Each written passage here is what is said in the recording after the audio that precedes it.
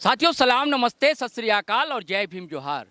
दुष्यंत बहुत पहले कह गए दोस्तों, कौन कहता है कि आसमान में सुराख नहीं हो सकता, एक पत्थर तो तबीयत से उछालो यारो। और वो पत्थर पहली बार जिसने उछाला दोस्तों, ये जो सारा मामला प्रकरण हंगामा शोर देख रहे हैं, जिससे घबराई हुई सत्ता है झारखंड की, पहला पत्थर अगर किसी ने तबीयत से उछाला था, उस युवा पत्रकार का नाम है अभिषेक भारती। और आज हमारे बीच अभिषेक भारती हैं और साथ में देवेंद्र भाई भी हैं, पत्रकार हैं, वरिष्ठ पत्रकार हैं। तो पहले हम अभिषेक भाई से समझेंगे कि ये मामला है क्या दरअसल, और इसकी पेच कहाँ कहाँ फंसी हुई थी और ये दरअसल कैसे निकलेगी। अभिषेक भाई स्वागत है आपका। बहुत धन्यवाद सर। सभी आपके तमाम दर्शकों को नमस्कार, जोहार, जय भीम, सब कुछ, सबको प्रणाम मेरा सर। अब देखिए सर, ये बेसिक मैं पहले बता देता हूँ आपको कि मामला कैसे होता है, क्या हुआ। गड़बड़ियाँ तमाम परीक्षाओं में हुई, ये मैं अभी ठोक के बोल रहा हूँ, ठीक है। जो हेमंत सरकार के कार्यकाल में ही नहीं, बीजेपी के कार्यकाल में भी हुई, तो गड़बड़ियाँ हुई। 26 साल में लगातार गड़बड़ियाँ हुई। अब होता क्या था, बीजेपी के सरकार जब थी तो उस समय, जैसे आप दूसरी जेपीएससी देखिए, तो बीजेपी थी सरकार में, जाहिर सी बात है। तो जेपीएससी और जेएसएससी दो इकाइयां हैं। अब बीजेपी के कार्यकाल में जेएसएससी वाली कोई बहुत गंभीर जो है वो सामने नहीं आ पाया, हुआ होगा तो वो सामने नहीं आ पाया। जेपीएससी दूसरी में गड़बड़ी हुई, कई मंत्री, कई नेता जेपीएससी के जो कई सदस्य हैं सीबीआई की चार्जशीट में कि कितने के नंबर बढ़ाए गए, किसके बढ़ाए गए, और सब लोग अभी काम भी कर रहे हैं, ठीक है। तो ये तो उस समय की बात हो गई। तो एक कुछ मतलब थोड़ी मैंने जांच पड़ताल की तो ये पता चला कि उस समय होता ये था कि 100 में से 10 सीट बेची जाती थी, 90 सीटें ईमानदारी से दी जाती थी। और अभी ये हो गया कि 90 सीटें जो हैं वो बेच दी जा रही हैं और 10 सीट ईमानदारी से दी जा रही हैं। और बहुत साजिश के तहत उसी 10 सीट में आप देखिएगा एक इंटरव्यू करवाया जाता है, ये रिक्शा वाली की बेटी बनी कलेक्टर, ये ठेले वाला का बेटा बन गया डीसी, इस तरीके की चीज़ें होती हैं। अपने यहाँ दो इकाइयाँ हैं, जेपीएससी और जेएसएससी। तो जेपीएससी जो है सिविल सर्विस की परीक्षा लेती है, फॉरेस्ट रेंज ऑफिसर की लेती है, असिस्टेंट कंजर्वेटिव ऑफ फॉरेस्ट की परीक्षा लेती है। और जेएसएससी जो है वो सीजीएल की परीक्षा लेती है, माध्यमिक आचार्य की लेती है, सहायक आचार्य की लेती है। ये दो इकाइयाँ इस तरीके से हैं। अब मामला कहाँ से शुरू होता है। 14वीं जेपीएससी की परीक्षा थी। 14वीं जेपीएससी की परीक्षा का पीटी का रिजल्ट आया। हालांकि मैं आवाज़ जेएसएससी सीजीएल के समय भी उठा रहा था, मैं आवाज़ 11वीं से 13वीं जेपीएससी इसमें भी उठा रहा था, मैं आवाज़ एफआरओ के लिए भी उठा रहा था। लेकिन चूंकि उस समय मेरे पास पुख्ता प्रमाण नहीं था, चूंकि कोर्ट किसी की हत्या तभी मानेगा जब आपके पास लाश हो, हत्या करने का एक मोटिव हो, हत्या का औजार जिसे आला कत्ल कहते हैं वो हो, और हत्या करने वाला पकड़ा जाए। ये चार चीज़ें तभी वो हत्या कन्फर्म हो जाती है, किसी को आप कन्विक्ट कर सकते हैं। तो हत्या तो तमाम में हो रही थी छात्रों की, लेकिन लाश नहीं मिल रही थी। इस बार मेरे हाथ एक लाश लग गई, ओएमआर। उस ओएमआर में मात्र 48 प्रश्न अटेम्प्ट थे। अब उन 48 प्रश्नों को जब आप ध्यान से देखेंगे, पेपर 2 का ओएमआर था, कट ऑफ बोला गया कि 144 है, तो 48 में 2 प्रश्न जो है उसको आउट कर दीजिए आप, चूंकि एक जेपीएससी ने गलत किया था और एक उसने अटेम्प्ट गलत किया था, तो उसके 46 उत्तर सही हुए। अब 144 नंबर चाहिए, 46 इधर सही है, तो 98 नंबर होने चाहिए। जो मेन टफ वाला पेपर है उसमें उसको 98 नंबर आ रहा है। मेरा माथा ठनका, मैंने जाँच की तो पता चला कि ना झोल है गुरु। मैंने खबर दिखाई, और खबर दिखाने के बाद सर पूरे झारखंड में फिर होड़ लग गया, हंगामा मच गया, क्रेडिट लेने की होड़ मच गई, सब कुछ हो गई। लेकिन ये होना चाहिए था, अच्छा है, क्रेडिट जिसको जाए उससे कोई फर्क नहीं पड़ता, लेकिन हंगामा होना चाहिए।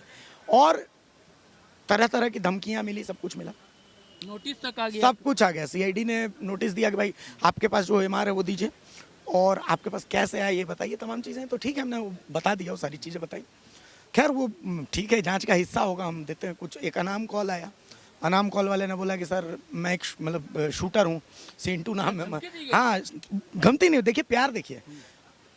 अनाम कॉल नहीं था एक्चुअली, वो मिले थे मुझे ऑफिस के बाहर ही, उन्होंने अननोन आदमी थे, वो बोले कि मेरा नाम सिंटू है, तो मैं हजारीबाग का हूँ, और मुझे आपके नाम की सुपारी मिली है 3 लाख रुपए की। हाँ, और सुपारी देने वाले का नाम उन्होंने कोई शाहिद ऐसे करके कुछ नाम था। बोले कि वो सीजीएल में भी सिलेक्टेड है, एफआरओ में भी है, तो उन्होंने जो है वो बोला है। तो मेरा बच्चा भी उस प्रोटेस्ट में है, तो ये मैं नहीं ले सकता, लेकिन आप थोड़ा सतर्क रहिए, इसलिए क्योंकि आजकल 50-50 हज़ार रुपये में हत्याएं हो जाती हैं, 20 हज़ार रुपये में हत्या हो जाती है, तो आप थोड़ा सतर्क रहिए। तो यहाँ तक भी स्थितियाँ हैं।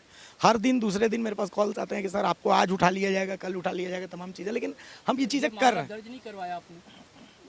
आप एक बात बताइए, यहाँ पर लड़ाई मेरी किसके खिलाफ है?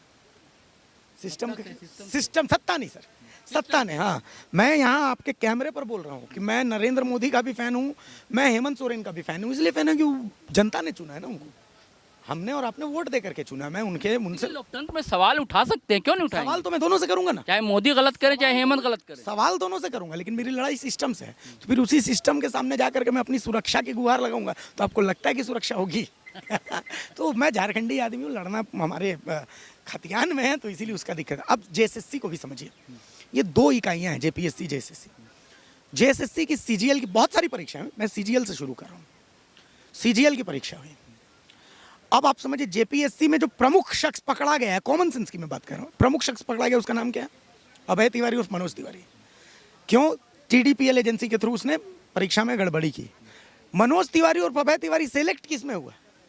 जेपीएससी में नहीं हुआ, वो सेलेक्ट जेसीएससी की परीक्षाओं में हुआ है। अब कॉन्ग्रुएंस ऑफ ट्राइंगल्स का फॉर्मूला आप पढ़िए कि F A is equal to B, B is equal to C. TDPL ने जितनी परीक्षाएं की वो गड़बड़ है, और अभय तिवारी जिनमें सेलेक्ट हुआ वो भी गड़बड़ है। तो मैं यही तो कह रहा हूँ, सिर्फ जेपी, देखिए सरकार इस मूड में है कि वो सिर्फ 14वीं जेपीएससी को रद्द करेगी, उससे आगे वो कुछ नहीं, बाकी जांच की गुट्टी पिलाएगी। लेकिन मैं कह रहा हूँ कि तमाम में गड़बड़ी हुई है। एफआरओ में गड़बड़ी, एफआरओ में तो यहाँ तक हुआ है कि पेपर्स जो हैं वो होटल्स में ले जाकर लिखवाए गए हैं।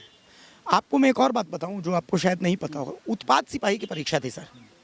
उत्पाद सिपाही की परीक्षा से एक रात पहले मेरे को इनपुट मिला कि 5 जगहों पर अभ्यर्थियों को रटवाए जा रहे पेपर। रड़गांव में, रांची के मोरहाबादी में, पुरुलिया में, ऐसे 3-4 जगह का मैंने खबर चलाई। उसमें से एक जगह तमाड़ थाना प्रभारी ने गलती से छापा मार दिया और वो बात सही निकल गई। मैंने उस दिन नंबर बताया था, मैंने होटल संस्कार मोरहाबादी का नाम बताया था, लेकिन उस समय भी मेरे को सीरियसली नहीं लिया गया। बाद में फिर मेरे ही बताए खबरों के आधार पर छापा मारा गया, और जेएसएससी ने कहा कि नहीं ये लोग गेस्ट पेपर पढ़ रहे हैं। आप सोचिए कि कोई झारखंड के लोग क्या मतलब गोबर खाते हैं? गेस्ट पेपर के लिए 25 लाख रुपए कोई देगा? आप ही देंगे? नहीं देगा, कोई नहीं देगा। जो अतुल वत्स पकड़ा गया है वो बिहार में पेपर लीक करवा देता है, उत्तर प्रदेश में करवा देता है, राजस्थान में करवा, यहाँ पर वो गेस्ट पेपर पढ़ा रहा है। आप ही सोचिए। तो इन सवालों को अगर मैं उठा रहा हूं तो मैं क्या गलत उठा रहा हूं सर? तो कुल मिलाकर के जेपीएससी और जेएसएससी गड़बड़ियां दोनों में। अब दिक्कत कहाँ आ रही है मैं आपको बताऊं, छात्रों का जो आंदोलन है वहाँ लड़ाई है क्रेडिट की। अगर ईमानदारी से अब जैसे प्रतिनिधि मंडल बनाया गया, मैं कहता हूँ कि छात्रों के प्रतिनिधि मंडल में सिर्फ छात्र होने चाहिए, वकील पत्रकार क्यों? कोई नहीं रहना चाहिए, ना वकील रहना चाहिए ना पत्रकार रहना चाहिए। मेरे को कुछ ने कहा कि आपको बनाया, मैं बोलूँ मैं नहीं बनूंगा, मैं क्यों बनूंगा? मेरा काम सिर्फ सवाल पूछना है, मेरा काम सिर्फ, मैं ना धरना में जाऊंगा, मैं धरने में नहीं गया, मैं 2 दिन गया, रात के अंदर मैंने वहाँ से कोई रिपोर्टिंग नहीं की, इसलिए नहीं की कि वो छात्रों का काम है। लोग बोल रहे हैं कि भीग रहे हैं छात्र, अरे हम भी स्कूल जाते थे, चप्पल टूट जाता था तो पैदल आप भी जाते होंगे ना, इतने दूर पैदल नदी पार करके जाते। तो छात्र अगर संघर्ष नहीं करेगा तो कौन करेगा? तो वो छात्र जो संघर्ष कर रहे हैं वो उनकी मजबूती है, वो स्ट्रगल टू एग्जिस्टेंस है, उनसे मेरी कोई सहानुभूति नहीं, क्यों रहेगी? अरे इसके बाद इसमें लड़ाई में आप जीतेंगे तो क्या अभिषेक भारती को फायदा होगा, सैयद शहरोज कमर को होगा या देवेंद्र को होगा? नहीं, वो आपको फायदा मिलेगा। तो वो आपकी लड़ाई है, मेरी लड़ाई ये नहीं है। मेरी कोई सहानुभूति छात्रों के साथ नहीं। मेरा काम सिर्फ खबर दिखाना है सर, मेरा काम सवाल पूछना है, सत्ता से, विपक्ष से, सबसे, और मैं सबसे सवाल पूछूंगा। मैं तो कहूंगा दूसरी जेपीएससी में इन लोगों ने जो गड़बड़ी, नंबर बढ़े, सीबीआई की इनकी जांच रिपोर्ट है, उनको प्रमोट करके आईपीएस बनाने के लिए इन्होंने अनुशंसा भेजी थी, मैंने खबर चलाई, वो अनुशंसा इन्होंने वापस ली। मेरे क्रेडिट नहीं चाहिए, लेकिन अच्छा लगता है। अच्छा ये लगता है कि एक 30 साल का, 32 साल का, 35 साल का लड़का है, ये लड़ रहा है सिस्टम से और लोग प्यार दे रहे हैं, आपके जैसे लोग जो हमारी हौसला अफजाई कर रहे हैं, तो मज़ा आ रहा है सर। नहीं, क्यों नहीं अच्छा लग रहा है। ऐसा है ना अभिषेक भाई। अच्छा, आंदोलन को कैसे आप देख रहे हैं, कैसे गुटबाजी दिखती है? देखिए मैं गया तो वहाँ पर सब पहली हार इस आंदोलन की कहाँ होती है मैं बताता हूँ आपको। छात्र अगर जीतना चाहते हैं तो वो मैं बता रहा हूँ, मैं छात्रों का कतई हौसला नहीं तोड़ना चाहता। छात्र हैं, युवा हैं, पलट दीजिए तो वायु होता है, विनाश लेकर के आएगी, और नहीं रहेगी तो विनाश भी, तभी भी विनाश हो जाएगा। तो ये सबसे ज़रूरी है। 2 मंच जिस दिन बन गया ना, पहली हार वहाँ हो गई। 2 मंच क्यों? आखिर ऐसा कौन सा क्रेडिट है जिस क्रेडिट के लिए आप मर रहे हैं? 2 मंच की जरूरत क्या है? 1 मंच पहली, आज के आज 1 मंच करिए। लेकिन ये तो हकीकत है अभिषेक भाई कि शुरुआत तो देवेंद्र नाथ महतो ने ही की, सत्याग्रह की, पहले मोरहाबादी मैदान में वहाँ शिफ्ट हुए। नहीं, अब इसमें देखिए, ये बिल्कुल वही सवाल है कि पहले मुर्गी आया कि अंडा आया। कैसे मैं बताता हूँ, मैं दोनों को मानता हूँ, कुणाल को भी मानता हूँ और देवेंद्र नाथ महतो को। देवेंद्र नाथ महतो नो डाउट आवाज़ उठाने वाले, देवेंद्र नाथ महतो का मैं फ़ैन हूँ। क्यों मैं बताता हूँ। जेएसएससी का घेराव किया गया था, पुलिस के डर से कोई नहीं पहुँचा, ये बंदा अकेला पहुँचा, झारखंडी मिट्टी का शहर। लेकिन अब यहाँ पर क्या एक एंगल आएगा, बिहार बाहरी भीतरी ये वो फलाना ठिकाना। छात्र छात्र होता है, बाहरी भीतरी नहीं होता, आंदोलन करने वाला। बाहरी भीतरी की अब बात जैसे आई तो मुझे जेएसएससी सीजीएल की कोर्ट की लड़ाई कुणाल लड़ रहा था, यहाँ पर जेपीएससी की लड़ाई जो है वो भी देवेंद्र लड़ रहे थे, जेएसएससी की भी वो लड़ाई लड़ रहे थे, लेकिन एक लड़ाई के बाद वो थक गए, हारे नहीं थक गए, सरेंडर हो गए। और कुछ पब्लिक डोमेन में लोग कहते हैं कि भाई इनके विधायक हैं, जो विधायक ने भी कहा था कि नहीं ये गेस प्रश्न है। हालांकि मैंने पूरा चेक किया तो मेरे को ऐसा कुछ पुख्ता नहीं मिला, लेकिन हो सकता है ऐसा उन्होंने कहा होगा। तो उस लड़ाई को उस समय मैंने कुणाल को उस वक्त भी देखा जब वो अकेला भाग रहा था, भागा फिर रहा था सीआईडी के डर से। जिस दिन कोर्ट की सुनवाई होती थी उससे एक दिन पहले 2 गिरफ्तारी होती थी आईआरबी की, और कहा जाता था कि नहीं गैस पेपर है। जिस दिन कोर्ट में जाकर के कह दिया जाता था कि नहीं हम सीआईडी तो जांच कर रही है। वो बहुत, चूंकि वो अनुराग गुप्ता की सीआईडी थे, अनुराग गुप्ता कैसे थे हम सब जानते हैं। तो ठीक है वो सिस्टम काम करता है। तो मैंने उस समय भी कुणाल को देखा और लोग मजाक उड़ा रहे, लेकिन सही में उसको सरकोमा था। मैंने उस समय देखा बहुत हाई लेवल का वो कैंसर है। लोगों ने कहा कि आंदोलन बेच दिया, अब अंदर क्या है ये तो नहीं पता, लेकिन मैं वही कह रहा हूँ कि पहले मुर्गी एक अंडा। मैं कह रहा हूँ कि अगर देवेंद्र ने ही शुरू किया या कुणाल ने ही शुरू किया, उससे क्या बदलाव आ जाएगा? कोई बदलाव आएगा? तो नहीं, मिलजुल कर करना चाहिए था। मैं वही कह रहा हूँ कि 2 मंच की जरूरत ही क्या है? मंच एक होना चाहिए था, पहली चीज। अब कल देख रहा हूँ हमें जुनैद की बिरयानी नहीं चाहिए। अरे ये सब क्या है? हाँ। क्या लॉजिक है इस बात का? जुनैद अगर लेकर के आ रहा है, उसका बड़प्पन है, उसको खुले दिल से स्वागत करिए। जुनैद आए, श्री राम उतर जाएंगे तो क्या आप मना कर देंगे कि नहीं श्री राम का नहीं करें? अरे क्या लॉजिक है भाई? छात्र, आप छात्र हैं। आप देखिएगा इस आंदोलन में आपको संथाली चेहरे नहीं दिखेंगे, आदिवासी चेहरे भी नगण्य है। नहीं दिखेंगे, नहीं दिखेंगे। अब बहुत इंटरेस्टिंग आपको, आप झारखंड में बात कर रहे हैं, आदिवासी नदारद हैं। आप हंसीएगा एक बात पे। सीआईडी ने परसों गिरफ्तारी की है और उन गिरफ्तारियों में कोई उरांव है, कोई टोप्पो है, ये गिरफ्तारियां हैं। तो अब बोलिए बाहरी भीतरी करने वाले कहाँ गए?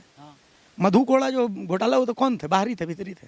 तो कुल्हाड़ी के कटने का किस्सा ना होता अगर कुल्हाड़ी के पीछे लकड़ी का हिस्सा ना होता। बाहरी भीतरी करने के लिए विधानसभा है ना गुरु। आप पढ़िए ना, आप पढ़िए और अपनी लड़ाई लड़िए, आप अपनी लड़ाई लड़िए। हाँ, बाहरी भीतरी कहाँ करना चाहिए? हरियाणा के लोगों को जब नियुक्ति दे रहे हैं, खोरठा में भाई, खोरठा में आप हरियाणा के लोगों को नियुक्ति दे, तो यहाँ बाहरी भीतरी कीजिए ना। यहाँ बाहरी भीतरी होना चाहिए। बाहरी भीतरी ऐसे ही खत्म हो जाएगा। 1932 का खतियान लाने बोल दीजिए, आप बोल दीजिए कि नियोजन नीति ऐसी कर दीजिए, बाहरी भीतरी का कॉन्सेप्ट खत्म हो जाएगा। तो जहाँ जरूर जनजातीय भाषा भी हटा दी गई है ना। हाँ, यही तो देखिए, कल मैंने पीजीटी की एक खबर दिखाई आपको। मैं बहुत अब इंटरेस्टिंग बात बताता हूँ। माध्यमिक आचार्य जो होता है, माध्यमिक आचार्य की नियुक्ति निकली तो सब भाषा में निकली कि 9 से 12वीं क्लास में जेएसएससी करवाएगी माध्यमिक आचार्य की परीक्षा। मान लिया आप इतिहास के हैं तो आपके लिए उसमें कंडीशन आया कि आप इतिहास में ग्रेजुएट हो और इतिहास में पोस्ट ग्रेजुएट हो। साइंस के लिए है तो आप साइंस में ग्रेजुएट हो, केमिस्ट्री में पोस्ट ग्रेजुएट हो। लेकिन जब नागपुरी भाषा के लिए है तो आप इतिहास में ग्रेजुएट हो करके और नागपुरी में पोस्ट ग्रेजुएट हो जाइए। तो उसका रिजल्ट क्या हुआ?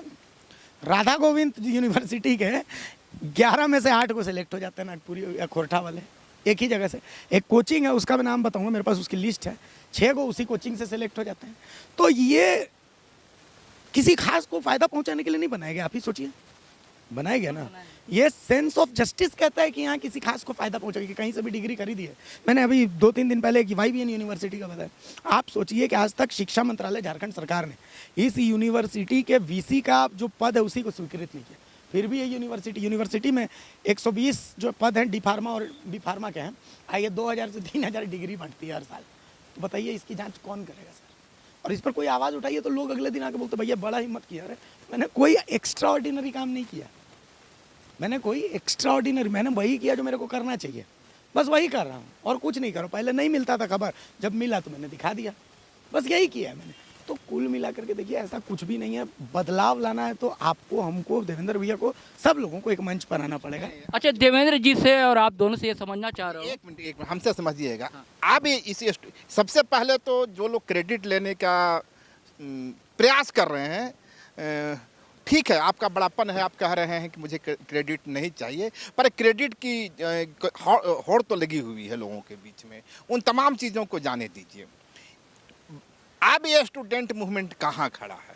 आपको क्या लगा आगे इसका भविष्य क्या है? और आपने चर्चा की, आपने कहा कि स्टूडेंट के रिप्रेजेंटेटिव जो जा रहे हैं उसमें सिर्फ स्टूडेंट होने चाहिए, लेकिन हो क्या रहा है? वकील को रखा जा रहा है, पत्रकार को रखा जा रहा है। एक कमी तो जज की ही न रह गई थी, जज भी उसमें रख लेते हैं, ऑन दी स्पॉट फैसला कर देते हैं। ये नहीं लगता कि इसके पीछे पॉलिटिक्स की जा रही है? अगर जज रहते ना तो इतना विवाद नहीं होता। छात्रों का डर भी लॉजिकल है। छात्र ये कह रहे हैं कि भाई अगर हम सिर्फ छात्र जाएंगे, बंद कमरे में हमें डरा दिया जाएगा, हम डर जाएंगे। हमारी ये पहली एक्सपीरियंस है, तो कोई एक्सपीरियंस आदमी चाहिए। जेएसएससी सीजीएल का केस जो है अजित कुमार लड़ रहे हैं, तो इसीलिए हम उनको रखा गया। बाकी पत्रकार क्यों रखे गए ये तो छात्र बता पाएंगे। इसका कोई संतोषजनक उत्तर उन्होंने नहीं दिया कि भाई एक्सपीरियंस चेहरा। लेकिन मैं कहता हूँ कि अगर उनको एक्सपीरियंस चेहरा चाहिए तो वो किसी रिटायर्ड जज को रख सकते हैं। किसी रिटायर्ड जज पर हमको लगता है सरकार को भी आपत्ति नहीं होगी। पत्रकारों का कोई औचित्य उसमें बनता नहीं, मेरे को ये लगता है। बाकी ठीक है, जो पत्रकार रखे गए सब सम्मानीय है, सबों के चरण छूता हूँ मैं। लेकिन मेरा ये मानना है कि उसमें कोई औचित्य बनता नहीं, क्योंकि पत्रकार जो करेगा वो खबर। भाई मैं एक बात, क्रेडिट की जैसे जंग हो रही है, मैंने कोई एक्स्ट्रा ऑर्डिनरी काम किया क्या है? मेरा काम तो खबर दिखाना है। देवेंद्र नाथ महतो अगर धरने पर बैठे हो तो कोई एक्स्ट्रा ऑर्डिनरी काम करें, उनका काम धरने पर बैठना है। कुणाल प्रताप जो है वो अगर धरना दे रहे हैं, कोई एक्स्ट्रा एक्स्ट्राऑर्डिनरी है नहीं, कैसे है? सारे लोग पत्रकारिता कर रहे थे। अभिषेक ही ऐसा था जो इस खबर को डंके की चोट पर दिखा रहा था। अभिषेक ही था जो अपने जान को जोखिम में लेकर दिखा रहा था। अभिषेक ही था जो सत्ता के खिलाफ अपनी आवाज को बुलंद कर रहा था। दूसरे भी पत्रकारिता कर रहे थे ना।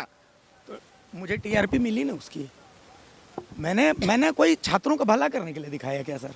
फैक्ट तो यही है कि मैंने अपनी ड्यूटी थी, निभा दिया। लोगों को देखना है देखें, नहीं देखना है मत देखें। मैं तो हमेशा कहता हूँ और सब्सक्राइब करना करिए, नहीं करना मत करिए मेरा चैनल। मैं ऐसा ही दिखाता रहूँ, मेरा अंदाज यही है। तो वो मेरा काम था सर। वो ठीक है, बाकियों ने नहीं किया, बाकियों का सर्टिफिकेट तो मैं नहीं दूंगा ना। उनको लगा नहीं दिखाना चाहिए, उन्होंने नहीं दिखाया। अच्छा, आप दोनों राजनीति कितना समझ रहे हैं इसमें? देखिए, राजनीति तो है ही सर। राजनीति किसमें नहीं है? मेरे को एक बात बताइए, किसमें नहीं है राजनीति? हम बैठे हुए हैं तो इससे किसी राजनीतिक दल को फायदा नहीं होगा।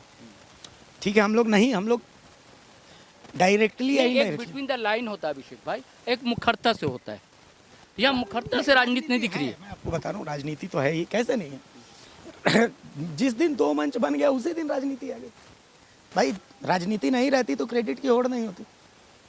राजनीति नहीं होती तो क्रेडिट की होड़। भाई मैं राजनीति होती, मेरे को अगर क्रेडिट लेना होता तो मैं भी रात भर जग के वहाँ पर बैठता कि ये देखिए ऐसा कपड़ा पहन कर कैसा कर रहा है, ये देखिए ये बच्ची रो रही। भाई आप स्टूडेंट हो, आपके माथे में ये लिखा हुआ है छात्र इमरजेंसी के समय देखिए छात्रों ने क्या क्या किया है, तो आप तो कुछ नहीं कर रहे हैं उसके मुकाबले में। तो ये तो आपका कर्तव्य है बॉस, बदलाव लाना। आप इस देश के लोकतांत्रिक व्यवस्था का हिस्सा है। भूखे रह करके बदलाव लाना, फटा कपड़ा पहन करके। छात्र की परिचय, जो परिचय होता है यही होता है। छात्र का परिचय थोड़ी होता है कि नहीं, छात्र का परिचय वही है।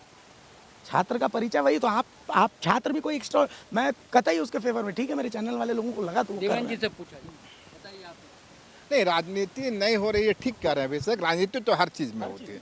और आज जिस तरीके से जो इसमें लॉयर को, पत्रकार को शामिल करने की बात कही जा रही है, यह भी किसी पॉलिटिकल पार्टी का एजेंडा हो सकता है और है। यदि ऐसा नहीं होता तो सिर्फ स्टूडेंट ही जाते रिप्रेजेंटेटिव करने, रिप्रेजेंटेशन होता। तो कहीं ना कहीं इसके पीछे एक वीडियो हमने देखा कि जिसमें कांग्रेसी लोगों को बायकाट किया गया। वहाँ भाजपा के लोग जा रहे हैं, जेल कैंप के लोग जा रहे हैं, सीपीआई एमएल के लोग जा रहे हैं। उसका विरोध नहीं हुआ, कांग्रेस का विरोध हुआ। मैं बताता हूँ इसके पीछे का भी लॉजिक उन्होंने दिया। विरोध सबका हुआ, जो अपनी पार्टी का झंडा लेकर के जाएगा अच्छा, तो उसका विरोध होगा। और ऐसे कल छात्रों से मेरी बात बोले कि हेमंत सोरेन भी आ जाएं, अगर बिना पार्टी के वो आते हैं तो हम स्वागत करेंगे उनका। मोदी जी भी आ जाए, बिना पार्टी का कराएंगे तो स्वागत करेंगे। लेकिन पार्टी का झंडा लेकर के कोई आएगा या पार्टी का संदेश कोई लेकर के आएगा तो हम विरोध करेंगे। नहीं, छात्रों की जहां तक बात है, कुमार राजा का विरोध हुआ, वहां विरोध बाबूलाल मरांडी का भी हुआ है। बाबूलाल मरांडी गए थे देवेंद्र नाथ महतो से मिलने के लिए। वो कह रहे थे कि सत्ता निरंकुश हो गई, ये हो गई, जो पॉलिटिकल भाषा होता है। छात्रों ने पीछे से चला के कहा कि हुजूर, फर्स्ट जेपीएससी सेकेंड जेपीएससी का घपला तो आपके ही रिज में हुआ था, आप इसकी जाँच करवा लेते। तो छात्र निश्चित रूप से न्यूट्रल बनने की या बनने की कोशिश कर रहे हैं। उसमें कुछ चंद चेहरे हो सकते हैं जो पॉलिटिकल एजेंडा चला रहे हैं, और पॉलिटिकल पार्टियों का काम ही है पॉलिटिकल एजेंडा चलाना, वो चला रही है। और जंतर मंतर से लेकर रांची तक क्या मीडिया की भूमिका संदिग्ध नहीं दिखलाई देती है? मीडिया की भूमिका भी संदिग्ध है। संदिग्ध इसलिए है कि जिस मीडिया हाउसेस को जंतर मंतर पर पहुंचने में 15 दिन लग गए, उस मीडिया हाउस को रांची पहुंचने में 1 से 2 दिन भी नहीं लगा। तो उनकी इंटीग्रिटी पर तो सवाल उठेगा ही ना। राजनीति वहाँ भी हुई। जो स्टूडेंट लीडर वहाँ खड़े हैं, अब उसको कुछ लोग कोचिंग माफिया कह रहे हैं, ये कह रहे हैं, वो कह रहे हैं, उनका सोशल मीडिया हैंडल पे लिखा हुआ है कि जो दिल्ली में जो चेहरे हैं ये स्टूडेंट कहीं से नहीं लगते हैं और इनका पिछड़ा लाल और हरा करना चाहिए। वही लोग आज जो है स्टूडेंट के यहाँ नायक भी बन रहे हैं। तो अब इसका मतलब नहीं कि मैं पूरा स्टूडेंट मूवमेंट को कटघरे में खड़ा कर रहा हूँ, नहीं कर रहा हूँ। चंद चेहरे खड़ा हो जाने से, एक चेहरा खड़ा हो जाने से पूरा जो स्टूडेंट मूवमेंट है उसे उस पर सवाल नहीं खड़ा किया जा सकता, क्योंकि यही स्टूडेंट है जो बाबूलाल पर सवाल खड़ा कर रहे हैं और यही स्टूडेंट है जो कुमार राजा को आईना दिखला रहे हैं। अंतिम सवाल अभिषेक भाई कि इस आंदोलन का होगा क्या? यही बड़ा सवाल। हाँ देखिए, अब होगा क्या ये तो मैं नहीं बता सकता, लेकिन मैं अभी भी बता रहा हूँ, मैं चाहता हूँ कि छात्र जीते। सिस्टम बदलने के लिए बहुत ज़रूरी है। अगर ये आंदोलन हार गया तो मैं आपको एक बात लिख के दे देता हूँ, झारखंड 25 नहीं 50 साल पीछे चला जाएगा अगर ये आंदोलन टूट गया, बर्बाद हो गया। सिर्फ ये संदेश नहीं जाएगा कि नौकरियां बेच तो कोई दिक्कत नहीं है, संदेश ये भी जाएगा कि सिस्टम जैसे चलाना वैसे चलाना, निरंकुश हो जाएगा सिस्टम। लाल फीता, आज की स्थिति ऐसी है कि आप पत्रकार हैं, आप किसी कार्यालय में जाइए, आपसे सीधे मुंह बात नहीं की सकती। आप आम आदमी हैं, आप सत्ताधारी दल के नहीं नेता हैं, आप बाकी किसी दल के विधायक हैं। सत्ताधारी में भी मैं साफ बोल रहा हूँ, जेएमएम को छोड़कर आप किसी दल के हैं, आपको बैठने के लिए अधिकारी कुर्सी तक नहीं पूछेगा। तो ये सिस्टम की निरंकुशता है, ये हमको आपसे डर नहीं लगता। ये जो आंदोलन अगर सफल होगा ना तो ये निरंकुशता, इस पर रोक लगेगी, क्योंकि लोकतंत्र जो है ना, ये जो लोग दिख रहे हैं यही जीतेंगे, तभी लोकतंत्र जीतेगा। अब सवाल है कि इसकी जीत के लिए क्या करना हो। मैं फिर बोल रहा हूँ, पहले दो मंच को एक कीजिए। सबसे पहली चीज़, जुनैद से लेकर के, रघु से लेकर के, एल्बर्ट से लेकर के, मंगरू से लेकर के, सबको उसमें शामिल होने का अधिकार है। हर किसी को उसमें शामिल होने दीजिए। वो छात्रों का आंदोलन है, छात्रों के आंदोलन को सिर्फ छात्र लीड करें।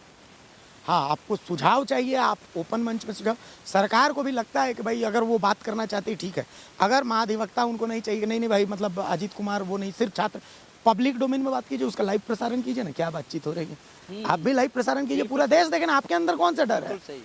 सिर्फ छात्र रहेंगे, मैं तो कह रहा हूँ, कोई नहीं रहेगा, सिर्फ छात्र रहेंगे, कोई रिटायर्ड जज नहीं।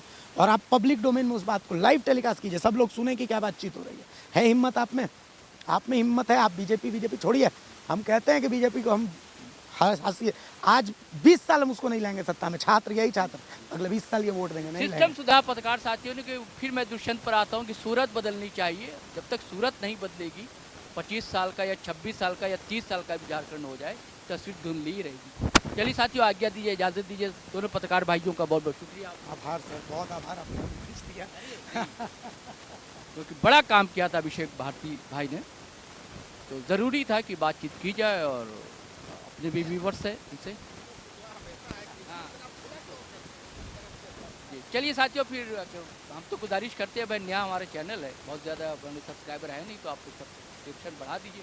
फेसबुक पर देख रहे हैं तो फॉलो कर दीजिए और हमेशा की तरह दनादन शेयर कर दीजिए, लाइक कीजिए, कमेंट कीजिए, आज्ञा दीजिए, इजाज़त दीजिए। जय हिंद, जय भारत।